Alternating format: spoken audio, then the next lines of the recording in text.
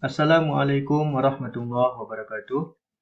Hari ini kita akan membahas tentang isim isyarah, na'at man'ut, dan kedudukannya di dalam kalimat, yaitu mengenai mubtada dan khobar.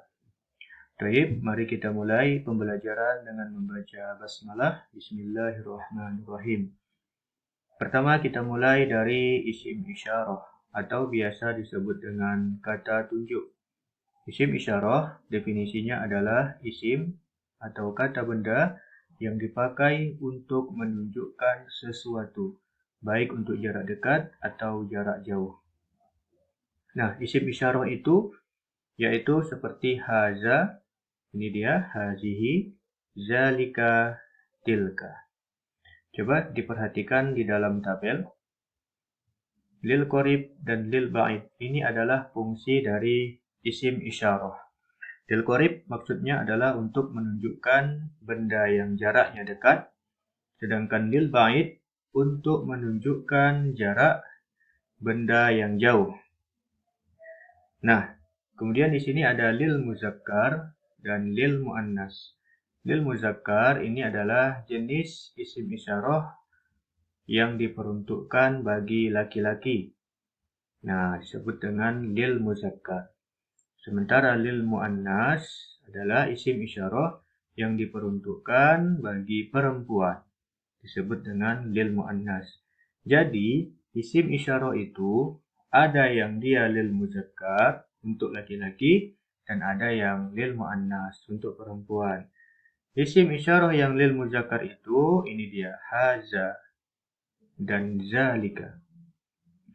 Sedangkan yang untuk muannas ini dia hazihi dan tilka. Nah, sekarang coba kita perhatikan contoh kalimat dari isim isyarah lil qorib yang untuk menunjukkan jarak yang dekat, yaitu isim isyarahnya haza dan hazihi. Haza lil muzakkar untuk muzakkar, hazihi lil muannas untuk muannas.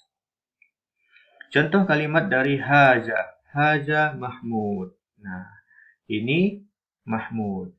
Contoh dari hazihi. Hazihi Mahmudah. Ini Mahmudah. Coba perhatikan. Haza lil muzakkar. Sehingga isim setelahnya juga harus muzakkar. Tidak boleh muannas.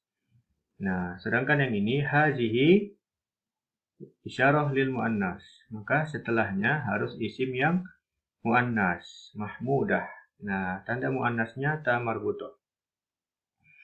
Maka setelah hazihi ini tidak boleh isim muzakkar, harus isim muannas. Sedangkan haza ini muzakkar, setelahnya harus juga isim yang muzakkar. Tayyib, kita lanjut yang lil ba'id. Isim isyarah untuk menunjukkan benda yang jaraknya jauh. Yaitu zalika dan tilka. Zalika lil muzakkar, tilka lil muannas. Contoh dari zalika. Zalika kitabun, itu buku.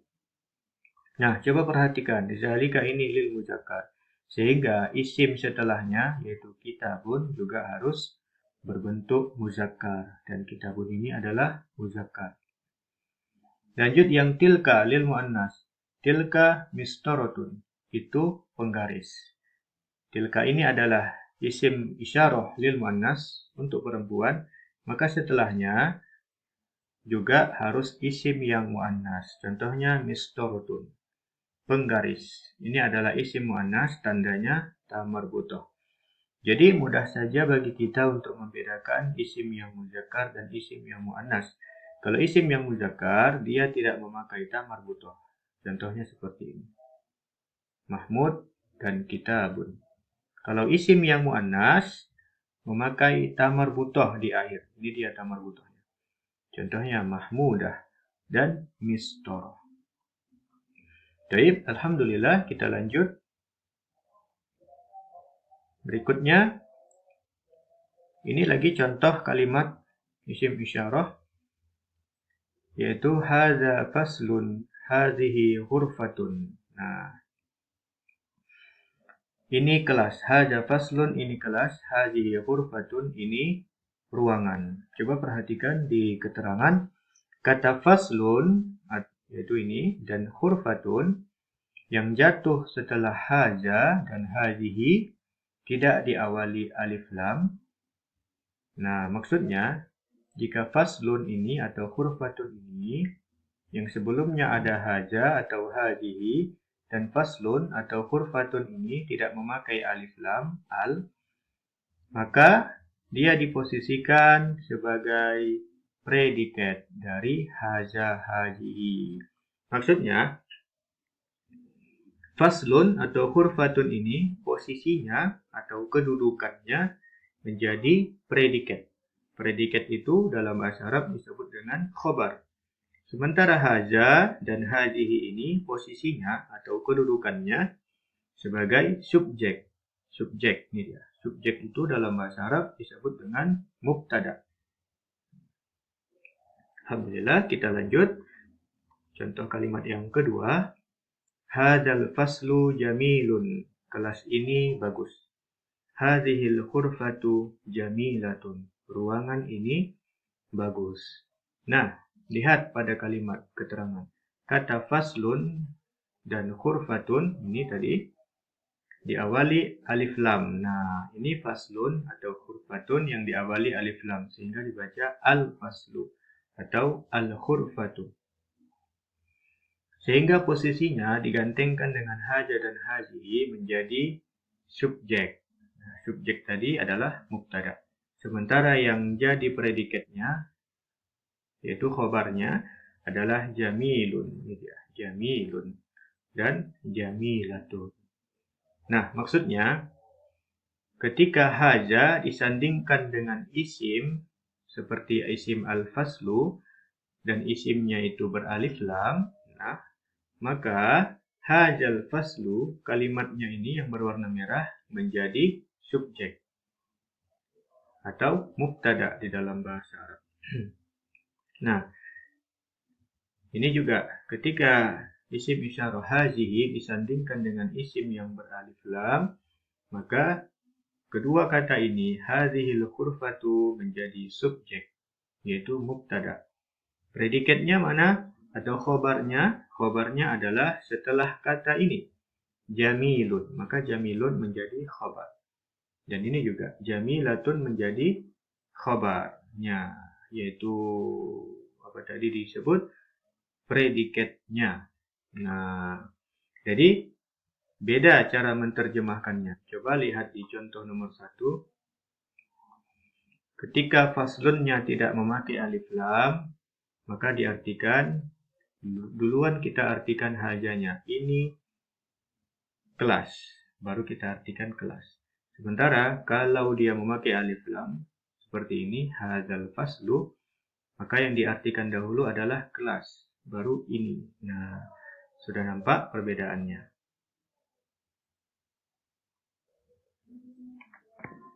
Dari segi makna. Sudah nampak perbedaan dari segi makna. Dan yang kedua, perbedaan dari segi posisi atau kedudukan kalimatnya. Ketiga, yaitu ketika faslun ini tidak diawali dengan alif lam, maka faslunnya menjadi khobar dan haja menjadi mubtada. Tapi ketika faslunnya ini diawali alif lam, nah maka haja dengan faslunya ini menjadi mubtada, subjek, dan khobarnya adalah jamilun atau predikat. Baik, kita lanjut kepada na'at dan man'ud. Na'at adalah kata yang memberikan sifat atau karakteristik tertentu pada kata yang ada di depannya. Sedangkan man'ud adalah kata yang disifati. Nah, simpelnya adalah na'at itu adalah sifat atau karakter. Nah, biasa kita kenal dengan sifat. Dan man'ud itu adalah yang disifati. Contoh kita lihat di dalam kalimat. Ibrahimu tilmidun nasyidun. Nah, Ibrahim adalah siswa yang rajin. Nah, coba kita perhatikan. Ada 3 kata. Dan mempunyai kata-kata ini juga mempunyai kedudukan. Yang pertama adalah Ibrahim, kemudian tilmizun, Yang ketiga, nasyitun. Nah, coba lihat Ibrahim posisinya atau kedudukannya sebagai mubtada. Dan man'ut itu tadi artinya yang disifati. Tilmizun. Jadi tilmizun itu kedudukannya sebagai man'ut yang disifati. Sifatnya apa? Atau naatnya apa? Ini dia, nasyitun, rajin. Contoh kedua juga sama seperti itu. Fatimah tilmizatun nasyitatun. Fatimah itu sebagai mubtada, tilmizun ini man'utnya yang disifati murid. Dan sifatnya nasyitatun, rajin. Ini adalah naatnya. Nah, coba lihat catatan. Dalam bahasa Indonesia, naat diposisikan dengan terjemahan kata yang. Contohnya, saya punya mobil yang bagus. Nah, man'utnya yang disifati adalah mobil, yang bagus ini adalah naatnya. Sama juga seperti contoh kedua, Faruk adalah siswa yang rajin. Siswa ini sebagai man'ut yang disifati, dan yang rajin sebagai naat sifatnya. Nah, kemudian naat harus sesuai dengan man'ut dari sisi jenis kelaminnya, muzakkar dan muannasnya. Maksudnya, jika man'utnya muzakkar, ya, jika naatnya muzakkar, maka man'utnya juga muzakkar. Jika man'utnya muzakkar, maka naatnya juga harus muzakkar. Namun jika man'utnya muannas, maka naatnya juga muannas. Contohnya seperti ini tadi. Man'utnya muzakkar nih. Tilmizun man'ut muzakkar, maka naatnya juga harus muzakkar. Nasyitun. Nah, kalau man'utnya muannas seperti ini, tilmizatun, maka naatnya juga harus dijadikan muannas. Nasyitatun ditambah tamal utuh di akhir. Nah, itu dia maksudnya. Baik, selanjutnya kita akan masuk kepada kedudukan kalimat. Mubtada. Mubtada yaitu isyarah. Isyarahnya nanti sebagai mubtada.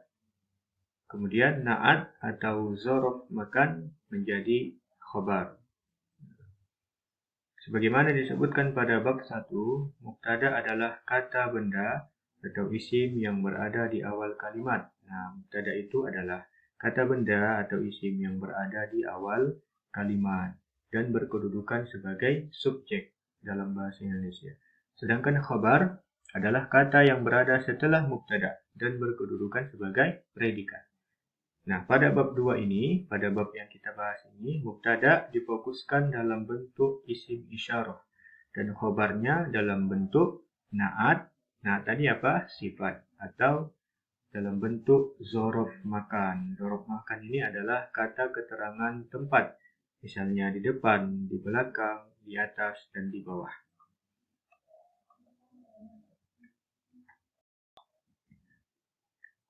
Mubtada dalam kurung isyarah tambah khabar dari naat. Ini adalah contoh kalimat yang terdiri dari mubtada'nya berbentuk isim isyarah dan khabarnya berbentuk naat. Mari kita perhatikan di contoh kalimat nomor 1. Hadzal hammamu nazifun. Hadzal hammamu, tulisan yang berwarna merah ini adalah mubtada atau subjek, dan nazifun yang bergaris bawah ini adalah khobar atau predikat, dan khobarnya berbentuk naat, yaitu kata sifat. Nah, contoh kedua, hadhis sahatu wasi'atun. Hadhis sahatu ini adalah mubtada'nya, wasi'atun adalah khobarnya. Nah, coba perhatikan dalam kaidah kalimat ini, ketika khobarnya berbentuk naat, nah, maka khobarnya harus mengikuti jenis kelamin dari mubtada'nya. Seperti ini. Hadzal hammamu. Ini adalah jenisnya lil muzakkar, untuk laki-laki. Maka khobarnya juga harus berbentuk muzakkar. Nah, jika mubtada'nya muannas seperti ini, nomor 2, hadhis sahatu muannas, maka khabarnya juga harus berbentuk muannas. Wasi'atun. Ada ta marbutohnya. Nah, tayyib. Nah, beginilah maksud dari contoh kalimat ini. Mubtada yang berbentuk isim isyarah dan khabarnya berbentuk na'at. Telaah dan analisis contoh. Nah, ini adalah contoh kalimat yang salah di dalam penulisannya. Kita lihat contoh kalimat yang pertama, tilkal hurufatu shaghirun. Kata shaghirun harusnya shaghiratun. Kenapa? Karena al-hurufatu berbentuk muannas, perempuan. Nah, ini dia. Al-hurufatu, tilkal hurufatu ini adalah mubtada'nya dan dia lil muannas. Maka khabarnya ini na'at dalam bentuk na'at, maka juga harus muannas. Nah, lihat ini. Tilkal hurufatu shaghiratun. Maka harus ditambah ta marbutoh. Ini yang benar. Berikutnya yang kedua, zalikal bustanu wasi'atun. Kata wasi'atun harusnya wasi'un. Nah, kenapa? Karena al-bustanu berbentuk muzakkar. Ini laki-laki ya, bukan perempuan. Al-muzakkar, laki-laki. Nah, lihat. Zalikal bustanu. Mubtada'nya berbentuk muzakkar, maka khabarnya yang dalam bentuk na'at juga harus muzakkar. Maka ta marbutohnya harus dihilangkan. Seperti ini. Zalikal bustanu wasi'un. Tayyib.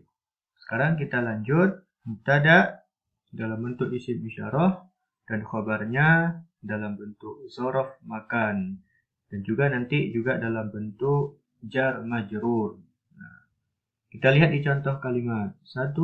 Hadzal makhzanu fil idarati. Hadzal makhzanu, gudang ini, fil idarati, ada di dalam kantor. Hadzal makhzanu ini adalah mubtada'nya dan fil idarati ini adalah khabarnya. Dan khabarnya ini dalam bentuk jar majrur, huruf jar. Huruf jarnya apa? Fi, artinya di dalam. Nah, kemudian khabarnya dalam bentuk dzaraf makan. Dzaraf makan ini adalah kata keterangan tempat. Ini dia nomor 2, 3, dan 4. Yaitu dzaraf makannya fauqa, amama, baina. Fauqa artinya di atas, amama artinya di depan, baina artinya di antara. Kita lihat nomor 2, hadhil qa'atu fauqal maktabati. Hadhil qa'atu ini adalah mubtada'nya, fauqal maktabati. Ini adalah khabarnya, dan khabarnya dalam bentuk dzaraf makan, kata keterangan tempat. Dan begitu juga nomor 3, khabarnya dalam bentuk dzaraf makan. Nah, ini dia. Telaah dan analisis contoh. Lihat contoh kalimat hadzal hurfatu fil ma'hadi. Kalimat ini ada yang salah di dalamnya. Apa itu? Perhatikan kata haza harusnya hazihi. Haza ini harusnya hazihi. Kenapa? Karena al-hurfatu ini dia berbentuk muannas, perempuan. Nah, ketika al-hurfatu ini adalah muannas, maka isyarahnya, isim isyarahnya juga harus muannas. Maka harus digunakan hazihi, tidak boleh kata haja. Maka ini salah. Nah, ini dia kalimat yang benar. Hazihil khurfatu fil ma'hadi. Digunakan kata hazihi, bukan haja. Contoh kedua, hazihil madrasatu janibal masjidah. Nah, kata al-masjidah pada kalimat ini harusnya dibaca al-masjidi, kasroh di akhir. Tidak boleh fathah. Kenapa? Karena berada setelah dzaraf makan. Dzaraf makan itu tadi apa? Kata keterangan tempat. Mana dzaraf makannya? Ini zaniba, di samping artinya. Nah, maka kalimat yang benar ini. Hazihil madrasatu janibal masjidi. Masjidi harus dikasrohkan. Karena sebelumnya ada dzaraf makan. Berikutnya. Yang terakhir. Nomor 4, kata tanya, ila aina, min aina, aina. Nah, ini juga dalam kalimat yang menggunakan kata tanya, ada mubtada dan khabarnya. Kita lihat contoh kalimat aina. Nah, contohnya ainal qa'atu. Ini pertanyaan, jawabannya al-qa'atu 'alal maktabi. Coba perhatikan pada kalimat aina yang bertuliskan merah. Aina ini kedudukannya sebagai khobar dan al-qa'atu kedudukannya sebagai mubtada. Terbalik ya. Mubtada itu sebagaimana yang telah kita bahas sebelumnya, mubtada itu letaknya di awal dan khobar letaknya sesudah mubtada. Sementara ini ketika kalimatnya dalam bentuk pertanyaan, ya, isim istifham, ya, ini adalah bentuk pertanyaan, isim istifham namanya, maka isim istifhamnya itu kedudukannya akan menjadi khobar dan mubtada'nya setelah dari khobarnya al-qa'atu. Maka khobarnya adalah al-qa'atu. Sementara jawabannya ini al-qa'atu 'alal maktabati. Al-qa'atu ini sebagai mubtada, alal maktabati sebagai khobar. Nah, sama seperti contoh yang kedua ini. Min aina ji'ta. Min aina khobarnya dan ji'ta mubtada'nya. Ji'tu minal ma'mali. Ji'tu ini mubtada'nya, minal ma'mali khobarnya. Tayyib, sama juga dengan contoh yang ketiga. Ila aina tajhabu. Ila aina ini khobarnya, tajhabu adalah mubtada'nya. Azhabu ilal masjidi, jawabannya ini. Azhabu mubtada ilal masjidi sebagai khobarnya. Baik, alhamdulillah sudah selesai pembahasan kita mengenai isim isyarah, na'at man'ut dan kedudukannya yaitu mubtada dan khabar. Nakhtatim bi qiraati hamdalah, alhamdulillah rabbil alamin. Wassalamualaikum warahmatullahi wabarakatuh.